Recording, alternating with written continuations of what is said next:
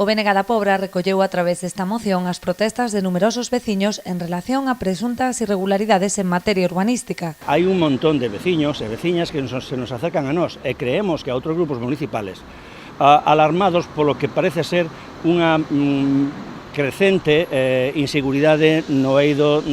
da legalidade urbanística. Hai obras que non teñen o cartel que deben ter para advertir de que tipo de obras está a facer, nin o expediente. Hai obras que se inician e hai que paralas, hai expedientes que van e veñen con diferentes cualificacións e, polo tanto, estamos vivindo, insisto, unha precariedade e unha especie de inseguridade de cumprimento da legalidade urbanística que ten que rematar. Insisten os nacionalistas en que non se trata dunha situación nova, posto que ven repetíndose dende hai alo menos 10 anos, a pesar das reiteradas mocións aprobadas en pleno para a contratación dun arquitecto, ata o momento non se ten iniciado procedemento algún. Pasaron estes 10 anos, pasaron 20.000 iniciativas, unha delas aínda en este mandato no 2016, en este caso unha presentación, unha proposta do PSOE, dicindo precisamente que se cumprira, que se cubrira esa praza de arquitecto municipal,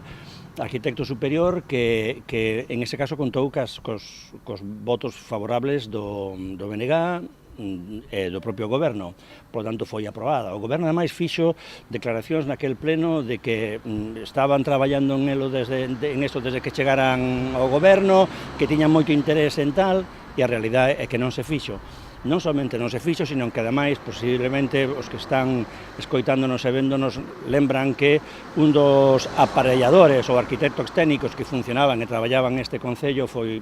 separado do seu cargo fai moito tempo, non se cubriu a praza con ningunha outra alternativa e en este momento o Servizo de Urbanismo ten un solo arquitecto técnico, que antes conocíamos como aparellador. Ademais da cobertura da praza de arquitecto, o BNG demanda a asignación de máis recursos ao Servizo de Urbanismo, así como a implantación de procedementos de control que vixíen o cumprimento da normativa.